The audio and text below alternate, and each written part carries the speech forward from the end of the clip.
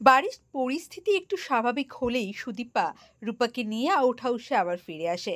আর out হাউসে রূপাকে যখন ফিরিয়ে আনছিল, রূপা বারবার বলছিল যে ওই মহিলাটা বাজে মহিলা, ওই সন্ন্যাসিনী মহিলা আমাকে ভয় দেখাচ্ছিল।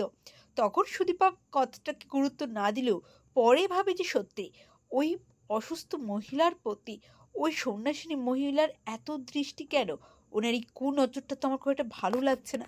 তারপরে পিসিমণিও সুদীপাকে বলে, জানো দিদিমণি, তুমি ছিলে না, ওই মহিলা এসে এই অসুস্থ মহিলাকে ভয় দেখাচ্ছিল, কি সমস্ত উল্টোপাল্টা কথা বলছিল।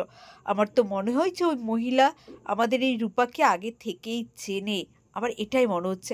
আর আমার মনেও হয় না যে ও কোনো সন্ন্যাসিনী বা এই পরিবারের ভালো চায়। আমার তো মনে হয় ও এই পরিবারের খারাপই চায়। সুদীপা বলে, হ্যাঁ, আমারও এমনটাই মনে হয়। এই কথাটা যে আমার মনে হয়নি সেটা নয়, এবারে সত্যি আমাকে ব্যাপারটাকে খুব সিরিয়াসলি নিতে হবে, খুব চোখে চোখে রাখতে হবে আমাদের মাকে, জানো তো, মাকে একা ছেড়ে রাখা যাবে না। পিসিমণি বলে, হ্যাঁ সেটা তো বুঝতেই পারলাম, কিন্তু কতদিন গো, সেটা কতদিন পারবো আমরা ওনাকে আঁকলে রাখতে?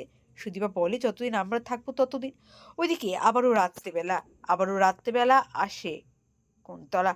কুন্তলা এসে যে এরকম চক্করে পড়বে হয়তো সেটা কুন্তলা নিজেও ভাবতে পারেনি। আবারও এসে রূপাকে ভয় দেখানোর চেষ্টা করছিল।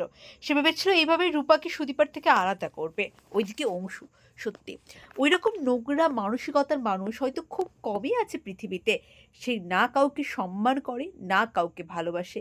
যে তার নিজের স্ত্রীকে সম্মান করে না, সে অন্য কোনো মেয়েকে সম্মান করবে এটা আশাও করা যায় না।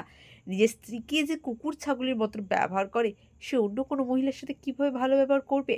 ওইদিকে রাতের বেলায় কুন্তলার গালে একটা ঠাটিয়ে চড় বসালো সুদীপা, দিয়ে বলল, সাবধান করে দিলাম, এরপর থেকে যেন আমাদের ওপরে আপনার এই নজরটা আপনি না রাখেন। আপনার উদ্দেশ্য কি সেটা আমি জানি না, জানতেও চাই না, কিন্তু আমি শুধু চাই যে আমার আর আমার মায়ের ওপরে যদি কেউ কুনজর দেয় বা কেউ যদি কোনো ক্ষতি করার চেষ্টা করে, কিন্তু আমি তাকে ছাড়বো না, এই বলে রাখলাম। এইভাবেই কুন্তলাকে এক প্রকার শাসালো সুদীপা। কুন্তলা রেগে চোটে বম, কিন্তু তার কিছু করারও নেই ওই মুহূর্তে।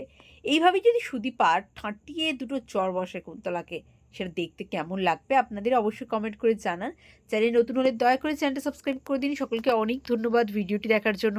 সকলেই ভালো থাকুন, সুস্থ থাকুন, এইভাবেই পাশে থাকুন আমার চ্যানেলটি।